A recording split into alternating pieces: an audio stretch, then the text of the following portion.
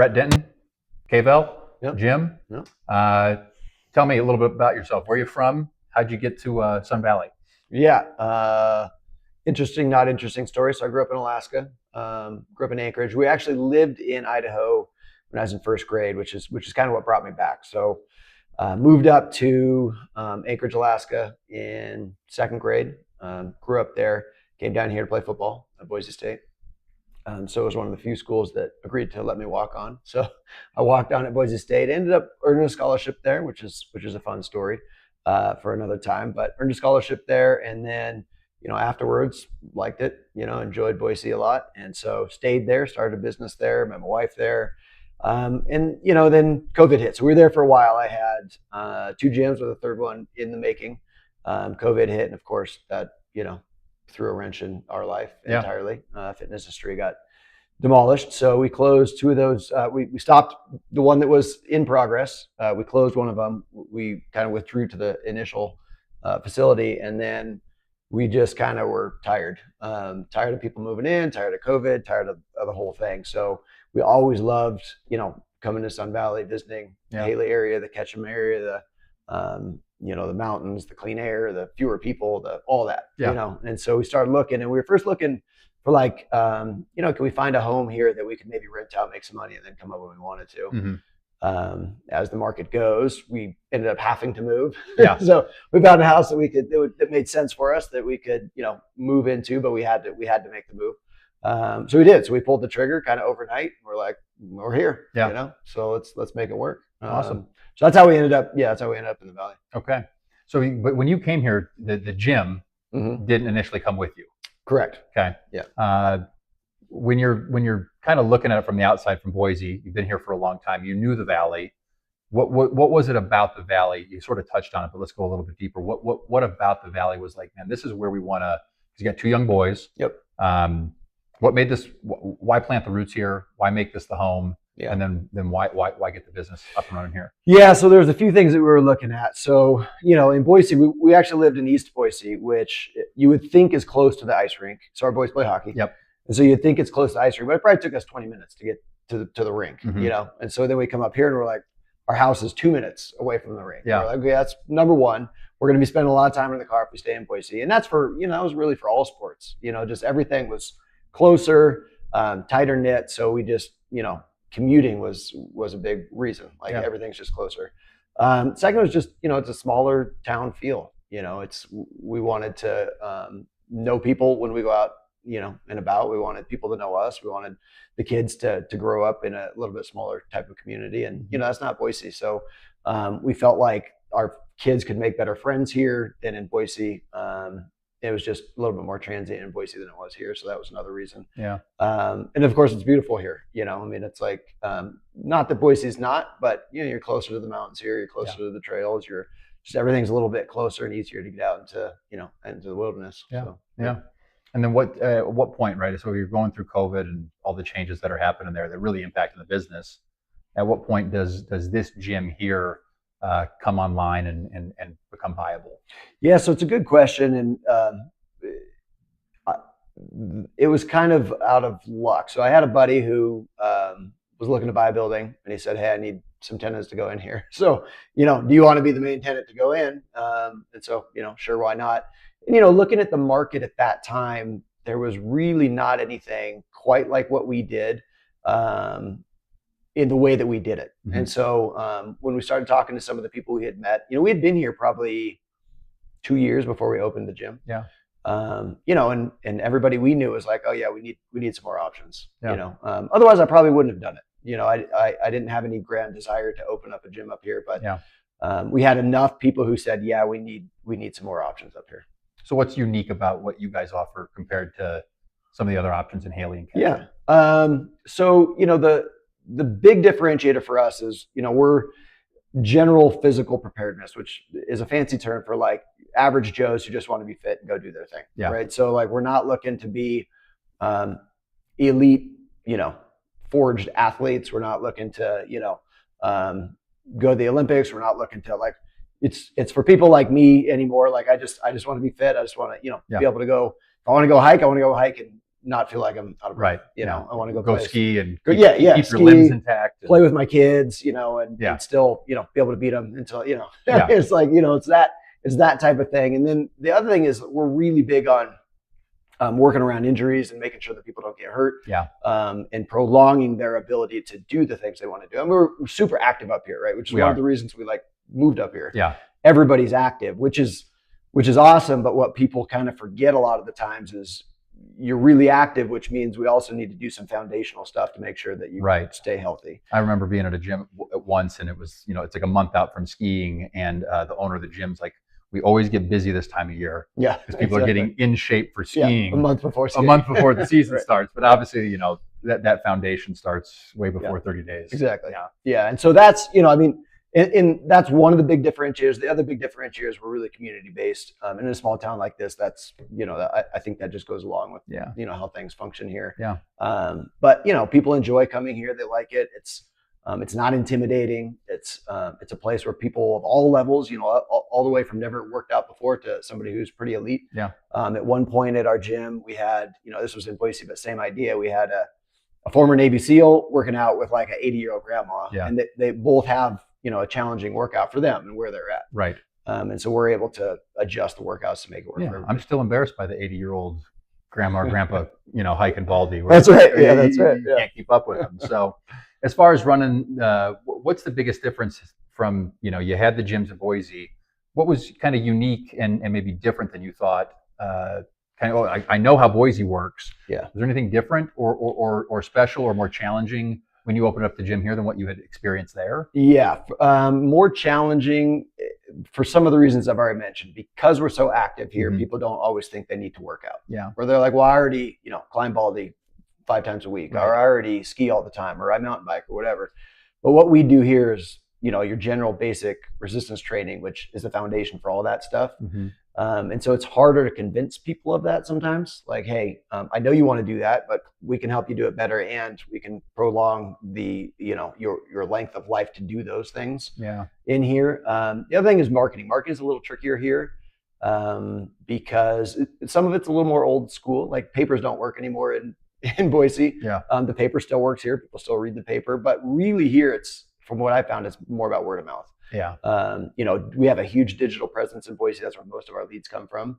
And the digital here is just, you know, it's so-so. It doesn't kind of hit like it does in Boise. Yeah. It's I think we're a relationship-based community. Exactly. Sure. Yeah. Word of mouth. I do this. You should do this. Yeah. Do you think the community, as far as you've been here for a couple of years, do you think the community is what you thought it was when you moved here? Has it remained intact since you've been here? Have you seen it change since you've gotten more involved with it? It's a good question. I don't know if I had any expectation other than it being a small town when I came here. And there's good and bad that come along with that. Everybody knows everybody's business. Yeah. And, you know, I think that's good in some cases. In some cases, you keep you honest a little bit. Exactly. You gotta stay clean. But yeah, no, I don't think anything surprised me there. I think that it probably took longer than we wanted to start making connections and making friends. There seems to be a subculture of the valley that it's harder to make friends with, and then you got all the newbies that are like, well, let's make friends. And so I think there was a little bit of that. But now that we've been here, I think we're going on 3 or 4 years. We have a good core group of friends, and I think it's, you know, pretty better than we had in Boise, right? It's a solid group, and, you know, they're looking out for each other, and I think it's been more beneficial probably now than we thought it would have been in those first few years when it was a little tough. Yeah. You miss anything about Boise? You know, some of the things about Boise, just bigger cities in general, right? There is some better opportunity for some of the sports stuff. There's some better opportunity for restaurants and that type of stuff. But, you know, I think that it all comes along with living in a small town, and there's trade-offs there. I think that's the thing. Because we've noticed a lot of people over the years that have moved here, but, you know, they came here with their kids, but some have left for the lack of, you know, hey, my kid's not going to be the star football player. Right. Well, they might be the star football player, but how far can they go through our program here? Yeah. When you look at the horizon, the next kind of 1-3 years for the business, what opportunities do you see? You know, I hope to just, you know, this business is here in Haley is really just something for the community, something to be, give them another option. So more of a hobby business more than anything. So I'm hoping we can get to the point where we get a few coaches in here, so I'm not coaching all the time every session. Yeah. And then, we can grow the membership base so that it's a real hub for, people who, want just that kind of general physical preparedness to be ready to rock and roll. And, hopefully become known as that in the Valley. So if people want that, I wouldn't say less serious, because we're serious about getting you, fit to that level, but maybe not, your elite athletes, but like, most people, hopefully they get to know us and, we become the place for that. What is the model that you guys run here? How does that work? Exactly. So it's a group training model. Okay. So small group training here. So, anywhere from 12 to, we'll max out about 16 people in a training session. Then you have one coach in there. And so it's very similar to, you played sports growing up. So it's very similar to like, when I was in college playing football, when the team gets together and they work out, right? So it's that type of environment, but not competitive, so it's more camaraderie, more having a group of people with high energy to work out with, and then a coach making sure that you're doing everything correctly. Yeah.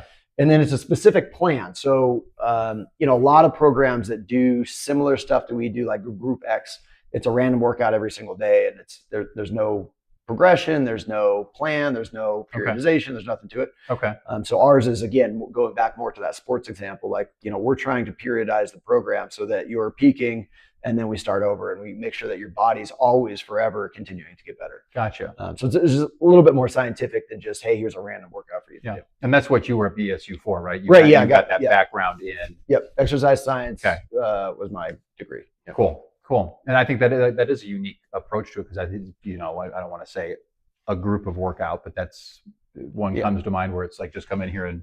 It's how most of them are. Yeah. Rip it for 45 minutes. Sweat hard. Work hard, but is there really a purpose to it? And generally, other than exercise, there's no purpose to it. There's purpose to ours. Okay. So do you sit down with, if I came in as an individual, is there a consult? How does that, how do you find my goals and knowing how that periodization is going to work, where, that there's that kind of consistent flow, and maybe there's a little bit of devolume before it goes back up? Yeah. So the way that it works, so I don't personally, but one of our employees will talk with everybody and make sure it's a good fit, first of all. So again, we're not a good fit for everybody. So we got to make sure it's a good fit first. And then you can come in at any time. So wherever you're at is where you start at. And so we have a different level of movement for everybody. So we got level 1, level 2, level 3 for everything. Level 3 would be like, advanced, you've been working out for a long time. Level 1's like you never worked out before. Yeah. And then as a coach, some of those don't fit either. So sometimes we got to regress or progress something based on that individual. But it's a 3-week cycle. So it cycles every 3 weeks. So it doesn't really matter when you start and where you're at. So we'll start you wherever you're at, but you could jump in, in our strength phase, and you just start out at level 1. And then as you get stronger and you progress more, you'll increase in levels, and you also then progress with the periodization, right? So every week gets a little bit harder. So we go 3 weeks, and then you start over into recovery week, and then you go again and you ramp up. So every 3 weeks it's a ramp up. Awesome. And our kids are same age, played hockey last year. You ran some dry land for them, which was fantastic. Yep. You're coaching the football team right now. Yep. You applying some of the same principles. Granted, they're younger kids, right? They're 12 years old. Yeah. But you're taking some of those foundational pieces and applying it to the football program, and similar to what you kind of ran with the hockey team. Yeah. So the hockey team is a little. When you take kids, it's a little different because they're super foundational. They don't know how to do anything correctly, and so. For them, we don't really got to worry about periodization as much as let's just get these basic movement patterns down. Yeah, like, here's what a squat looks like. Can you push up? Yeah. Can you do a lunge? But with football, so with football, you got to make sure that the recovery is where it needs to be, so you don't smash them the day before the game. And so there are some of those principles in there. But I think with the younger kids, I think what happens, I've coached hundreds of kids at this point, and what I've seen sometimes when people train kids is they try to progress too fast and they try to get into more of the scientific stuff when they don't have the basic stuff down. And so like if we can just get our kids doing basic movement patterns, it's just like a language. So when you talk to somebody from a foreign country, even if they moved like at 15, they kind of have an accent still, right? Because it's locked in at a certain age. Fitness is the same. So we don't learn our squats, our push-ups, our lunges at a certain age. It becomes not that we can't ever learn them, but they become more difficult to learn. Okay. So if we can get our kids learning those movements early, they're going to be better athletes. But as they start lifting weights, all of a sudden, like they can lift weights instead of going back to square one and trying to teach them how to do it. Yeah. Yeah. I haven't found that that's worked with my kid at all. Yeah. Those foundations are still, there's bricks.